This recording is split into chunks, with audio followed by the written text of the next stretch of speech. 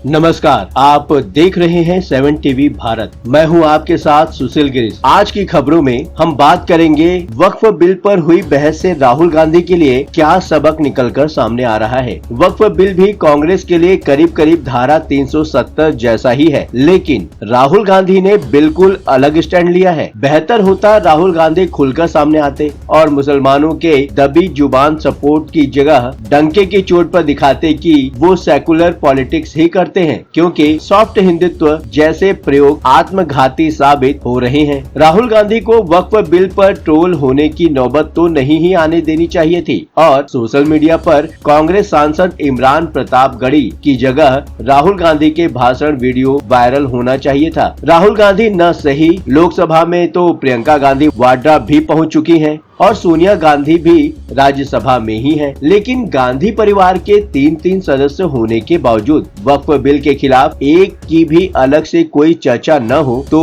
क्या समझा जाए। वक्फ बिल पर संसद में 23 घंटे चर्चा हुई, लेकिन गांधी परिवार ने मोर्चा नेताओं के हवाले छोड़ दिया था। राहुल गांधी का आधी रात के ड्रेस के लिए ट्रोल होना भी कोई बड़ी बात नहीं है, ये तो उनके विरोधियों के लिए हर रोज का रूटीन बन चुका है। लेकिन खास मौकों के खास दस्तूर भी होते हैं, मौके पर दस्तूर तो निभाए ही जाने चाहिए। वक्फ बिल पर जैसे गौरव गोगोई और इमरान प्रतापगढ़ी ने संसद में मोर्चा संभाला है, धारा 370 पर बहस के दौरान तब कांग्रेस में रहे गुलाम नबी आजाद लीड रोल में दिखाई दे रहे थे, लेकिन राहुल गांधी का वैसा व्यवहार नहीं दिख रहा था जैसा वक्फ बिल पर नजर आया है। राहुल गांधी जम्मू कश्मीर के मामले में साथी नेताओं के साथ पूरे मन से लगे रहे, यहाँ तक कि कांग्रेस नेताओं के प्रतिनिधि मंडल के साथ जम्मू कश्मीर जाने की कोशिश भी की थी, लेकिन रास्ते में ही बैरंग लौटा दिए गए। वक्फ बिल को लेकर तो राहुल गांधी की तरफ से वैसा कुछ तो बिल्कुल भी देखने को नहीं मिला है। ये ठीक है कि राहुल गांधी तो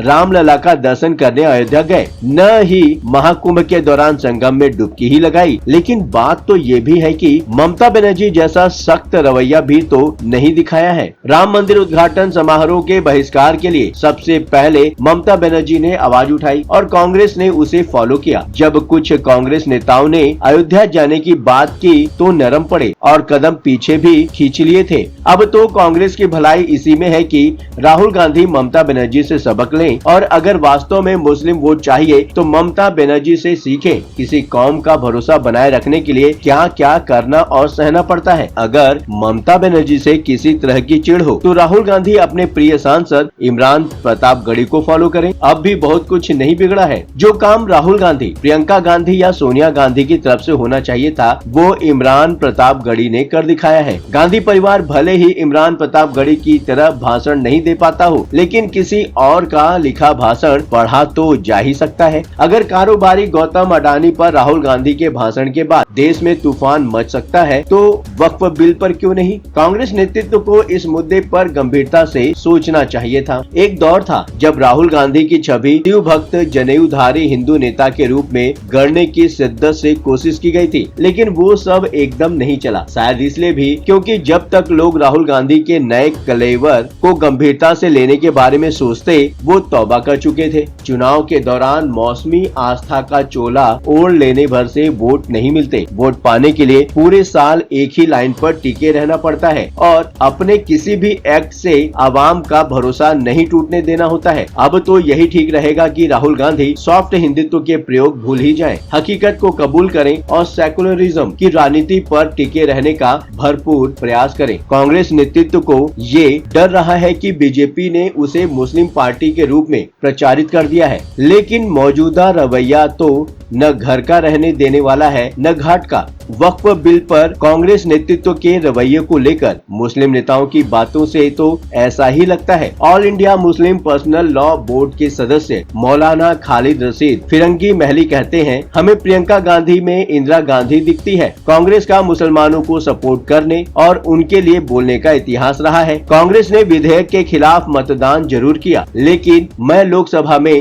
राहुल गांधी को बोलते हुए सुनना चाहता था। मुस्लिम नेताओं का कांग्रेस से नीतीश कुमार की पार्टी जैसा मोह भंग तो नहीं हुआ है, लेकिन पहले जैसा यकीन कायम हो ऐसा भी नहीं लगता। कांग्रेस उनकी अपेक्षाओं पर खरी नहीं उतर सकी है। न्यूज एजेंसी से बातचीत में मौलाना महली कह रहे हैं, मुझे आश्चर्य हुआ कि लोकसभा के नेता प्रतिपक्ष ने सदन में इसको लेकर कोई बयान नहीं दिया। अखिलेश यादव और तेजस्वी यादव भी तो उसी ढर्रे की मुस्लिम राजनीति करते हैं, लेकिन क्या उनको हिंदुओं के वोट नहीं मिलते? अगर अखिलेश और तेजस्वी को यादवों के वोट मिलते हैं तो राहुल गांधी को सभी पिछड़ों के वोट भी मिल सकते हैं, लेकिन उसके लिए जातिगत जनगणना पर भी टिके रहना होगा और मुस्लिम हितों के मामले में एक मजबूत लाइन लेनी होगी। 2 कदम आगे और 3 कदम पीछे चलने वाला कभी आगे नहीं बढ़ पाता। हुआ तो हुआ, ये भी कांग्रेस की ही लाइन है जिसे सैम पित्रोदा के मुंह से सुनने को मिला था। राहुल गांधी एक बड़ा मौका चूके जरूर है, लेकिन ऐसा भी नहीं है कि सारे मौके गवा दिए हों। लेकिन आगे बढ़ने से पहले संभलने के लिए वक्फ बिल आखिरी नहीं तो एक बड़ा मौका तो था ही।